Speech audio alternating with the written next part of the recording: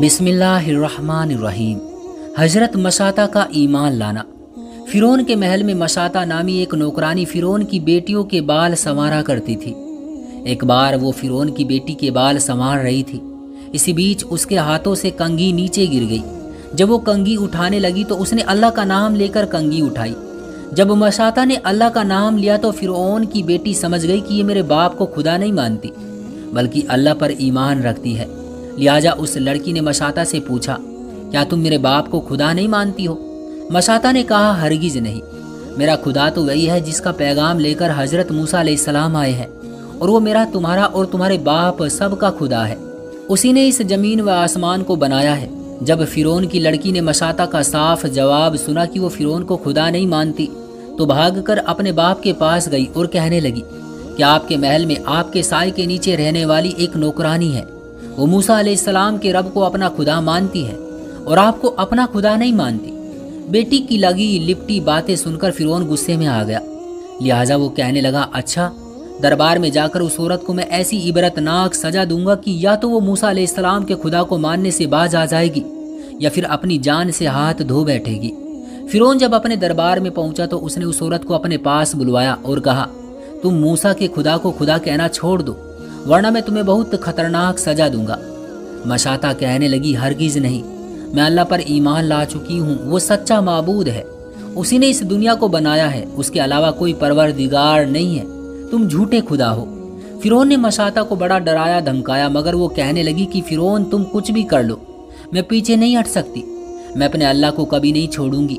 उसका ये दिले राना जवाब सुनकर फिरौन ने इसको घमंड का मसला बना लिया। लिहाजा फिरौन ने कहा कि इस औरत को जमीन पर लेटा दिया जाए।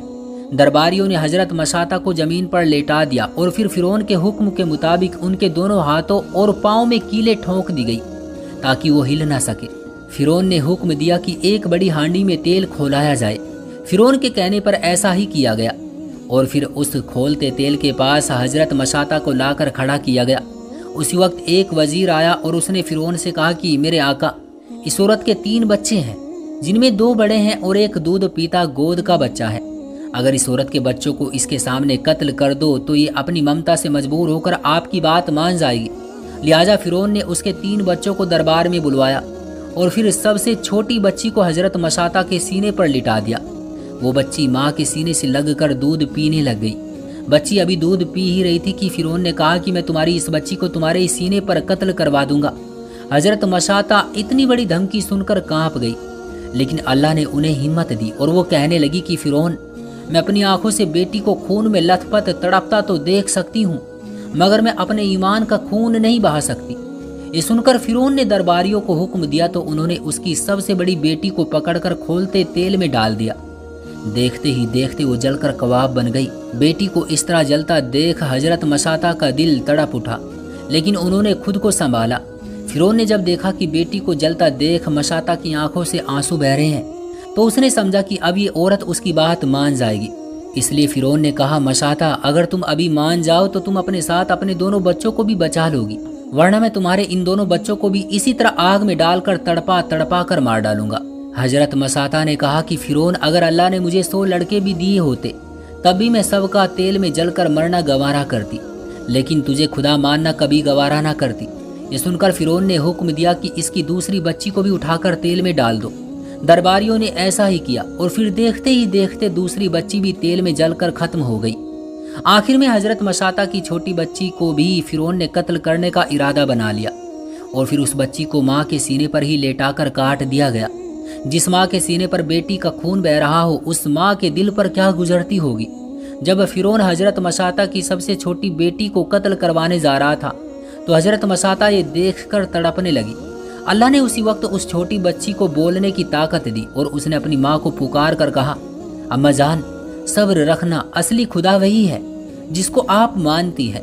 हमारा अल्लाह देख रहा है, बस कुछ ही पल की दूरी है, अभी हम सब लोग जन्नत में एक जगह जमा हो जाएंगे। ये सुनकर हजरत मशाता का दिल और मजबूत हो गया और फिर देखते ही देखते कुछ पलों में ही वो छोटी बच्ची भी तड़प तड़प कर शहीद हो गई। जब बेटी ठंडी हो गई तो फिरौन ने कहा कि मशाता, अब हम तुम्हें कत्ल करेंगे, तुम्हारे पास अभी भी मौका है, अगर मान जाओगी तो तुम्हें छोड़ दिया जाएगा, वरना तुम्हारी लड़कियों की तरह तुम्हें भी तड़पा तड़पा कर मार डाला जाएगा। हजरत मसाता ने कहा, फिरौन तुमको जो मर्जी हो कर लो, मैं पीछे नहीं हट सकती। फिरौन ने गुस्से में दरबारियों को हुक्म दिया कि इस औरत को भी खोलते तेल में उठाकर डाल दो। जब दरबारी हजरत मसाता को पकड़कर तेल की तरफ घसीटने लगे तो हजरत मसाता ने फिरौन से कहा, ऐ फिरौन, मरने से पहले मेरी एक ख्वाहिश पूरी कर दो। तो फिरौन ने कहा, बताओ। हजरत मसाता ने कहा कि जब मुझे भी तेल में जलाकर मार डालना तो मेरी और मेरी तीनों बेटियों की हड्डियों को एक ही जगह पर दफन करना। फिरौन ने कहा, ठीक है, तुम्हारी ये ख्वाहिश भी पूरी कर दी जाएगी। और फिर दरबारियों ने हजरत मसाता को भी खोलते तेल में उठाकर डाल दिया। हजरत मूसा अलैहिस्सलाम और अल्लाह के रसूल सल्लल्लाहु अलैहि वसल्लम के दरमियान 2000 साल का फासला है। हदीस पाक में आया है कि जब अल्लाह के रसूल सल्लल्लाहु अलैहि वसल्लम मेराज पर तशरीफ़ ले जा रहे थे तो रास्ते में मिस्र के पास एक वादी से जन्नत की खुशबू आने लगी। आप सल्लल्लाहु अलैहि वसल्लम ने हजरत जिब्रील अलैहिस्सलाम से पूछा, जिब्रील ये जन्नत की खुशबू कहाँ से आ रही है? जिब्रील अलैहिस्सलाम ने बताया कि ए अल्लाह के रसूल, फिरौन के महल में मशाता नाम की जो एक नौकरानी थी, यहाँ उसकी कब्र है।